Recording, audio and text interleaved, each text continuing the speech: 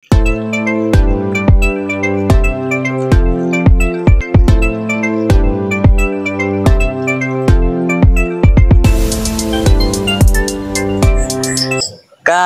isa pong maulan po na araw sa ating lahat. Welcome na po ulit po sa ating YouTube channel. So, bali, ngayon kasikin ay kakatapos lang po natin na kunin po yung patukaan nila. At syempre, kung makikita niyo po sa ating itsura, medyo kasapa po tayo. Kasi nga, again, sobrang lakas po ng ulan dito sa amin. At sadyang nag-vlog na lang po kami mga kasikin sapagkat medyo matagal-tagal na rin po kami hindi nakapag-upload po sa inyo. Kaya ipapakita na lang po namin sa inyo yung kalagayan po ng aming mga manukan. So ito po yung kalagayan po, no, mga kasikin. Sobrang maputik po yung mga paa po ng ating mga manok. And nga po pala si Bart at yung basilan natin, no. On-bleeding na po ang ating mga basilan. So dito, yan, sobrang hindi talaga maganda mga kasikin yung setup po ng ating manukan, no. Ayan. Kapag malakas po yung ulan. So dito nga pala mga kasikin, meron na po tayo dito naglimlim, no. Ito na po si Sino. Tapos po natin siyang ipinaris dito sa ating Jutaco limiter po na si Perseus. At ayan, naglimlim na po siya mga kasikin. So we are confident po na upisa po niya ito sapagkat again, marunong po siyang maglimlim, no. Magaling po maglimlim ang ating Shamo. At isa rin kasikin sa aming i-update ngayon. So, na-mention na po namin na, ayan, brinid na po natin, no, si Thor, ang ating pong Tanaka po na Shamo. Ayan, Black Shamo Tanaka mga kasikin. Pinaris natin siya dito kay Tsunade. At ayan, si Tsunade, nakatalikod mga kasikin. Naglimlim na rin. So, I really don't know mga kasikin kung meron pong mga laman mga itlog niya sapagkat medyo matagal-tagal na tayong hindi nabigyan ni Thor ng oxygen sapagkat ayan, may karamdaman po si Thor, but hinahandle naman din natin. So we are hoping po na meron talagang laman yung mga paitlog po ni Tsunade ngayon, no? Ayan, sobrang putik, no? Kapag lang putik, so naka po. Siguro kapag magkaroon tayo ng budget mga kasikin, ay ayusin talaga natin, no, yung ating pong setup. At dito nga pala, si Tintin, ayun, namisa na po ito mga kasikin. Ipakita ko sa inyo yung sisiw niya. Unfortunately, dalawa lang po yung sisiw niya, but yung isa namatay, so isa na lang po yung natira. Pakita natin mamaya. Ayan, so bala ko sana mga kasikin sapagkat sobrang dami na po ng inahin dito na talagang ready for breeding na, but hindi pa natin na kondisyon, hindi na papaliguan sapagkat ayan, talagang walang humpay po yung pag-ulan, no. So umaga mainit, and then bandang tanghali hanggang hapon, ayan, makulimlim na. So sa tingin ko ayan, medyo madilim na naman mga kasikin yung paligid, no. So ulan naman siguro mamaya. So dito, yung mga asil natin basilan, talagang ready na yan. So wala pa lang tayong mga paglalagyan pa kasi puno na po yung ating mga breeding pens. So dito rin tayo mga kasikin sa amin pong temporary setup po sa pinaglagyan namin ng mga Shamo na sobrang not good talaga mga kasikin, no, sa ating mga alaga sapagkat sobrang maputi. So dito kay Azuma mga kasikin, tingnan niyo po, no, ayun. So ayan po si Azuma mga kasikin, no. So sa kasalukuyan hindi pa siya nakabreed mga kasikin, pinapahinga muna natin. But again, sa kalagayan na dito, so not safe po talaga ito. But wala pa tayong choice mga kasikin kasi wala tayong paglalagyan. And then, butin lang itong si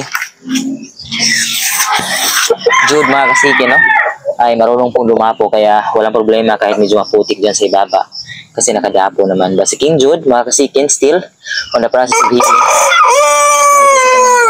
Ayan, talagang ginagamit pa rin natin, no. So wala na po siyang tibak, but ayan, talagang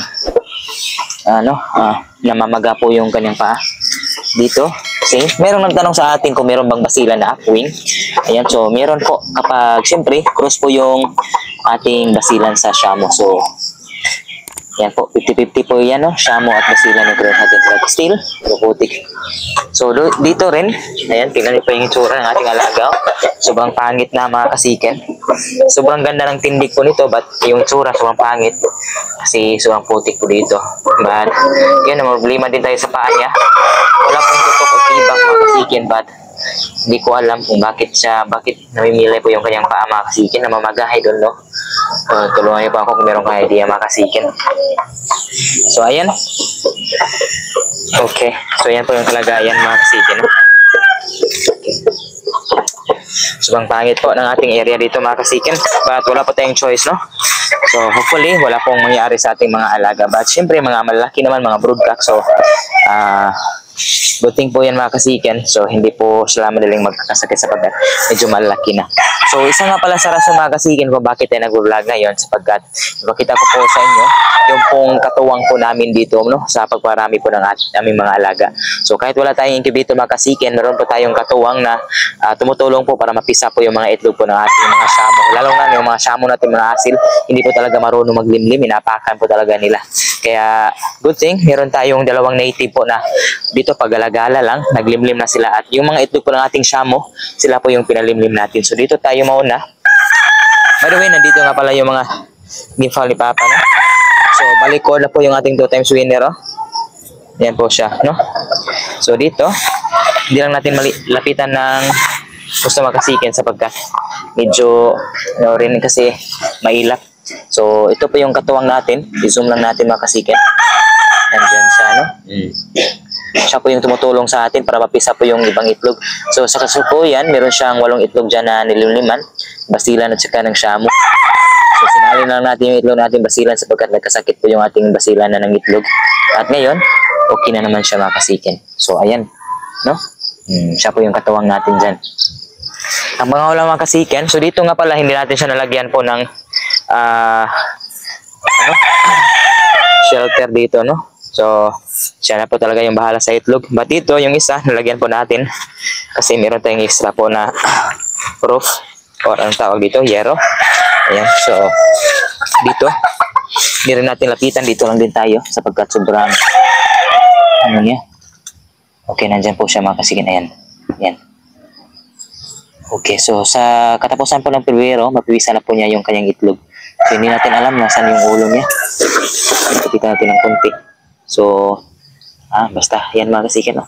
So merong itlog na nakita. So saan po yung itlog na iniman niya dyan. Okay. Ayan. So sila po yung katuwang natin, no? Ayan, sobrang ganda. So talagang effective po na meron tayong mga native po na mga inahin sapagkat sobrang galing po nila maglimlim mga kasikin. Dito na nga tayo.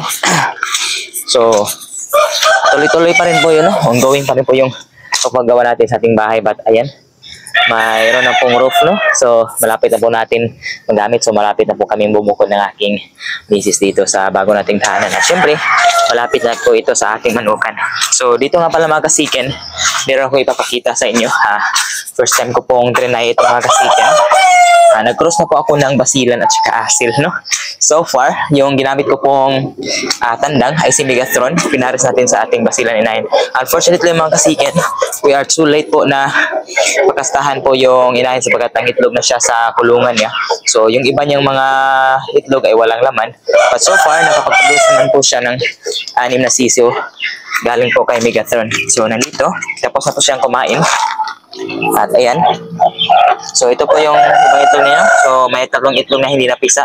So hindi na lang natin kinuha mga kasiken sapagkat dito naman siya namumuga doon na nirahan sa ibaba, no? So hindi naubos yung patok, kunin natin ito. Kunin natin dito. So yan mga kasiken, medyo still maldita po ang ating basilan. At makita ko po sa inyo yung mga offspring po niya. Ayan, kasi mga abuhin mga kasiken, no? Ayan, mga blues po. So manang-mana po kay Megatron. Kaya sobrang saya ko po, sobrang excited dito. Meron tayong basilan blues, no? Ayan. Sobrang saya. At syempre mga kasiken, yung ating inahin po na may ito si Sir Basilan, andyan.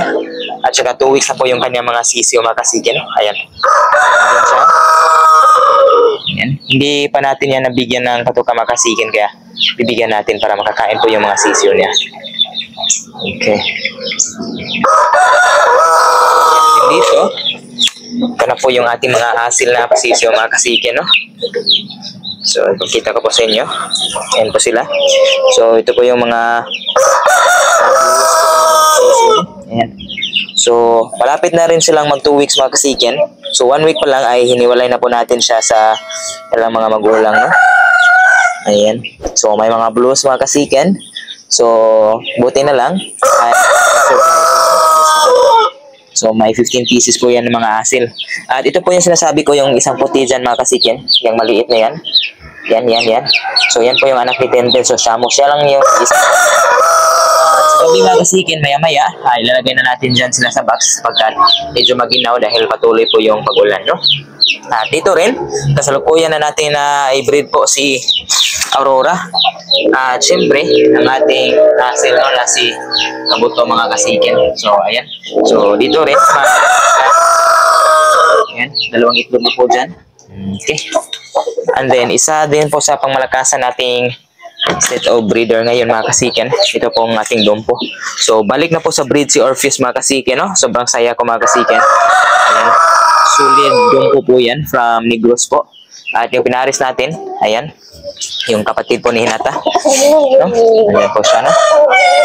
Ayun nga yung kaganapan natin dito sa yard mga kasiken. Pasensya po kung talagang sobrang tagal po talaga natin makapag-upload.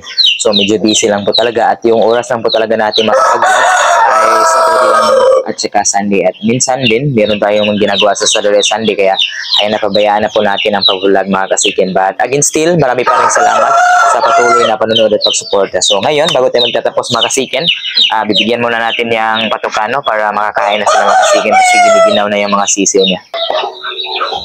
So ito na po yung patukan nila mga kasiken. So talagang proud tayo dito sa ating basilan, no? Kasi since birth po yung mga sisiw niya hanggang ngayon, ayan, talagang hinayaan lang nating makagalagala sila, no? Ayan, so far mga maliliksi naman, sobrang galing din po niyang mag-alaga, kaya hayaan lang po talaga natin kasi kapag dito na tayo manirahan, so magpapakain tayo sa ating mga sisiw dyan lang sa lintahan, no? At pag-alagala lang sila mga kasiken. Ayan. So mga kasiken, sa tingin ko ay hanggang dito na lang po ang ating video. Maraming salamat po sa patuloy na pagsubaybay at sa mga subscriber natin, sa mga supporter na patuloy po nanonood.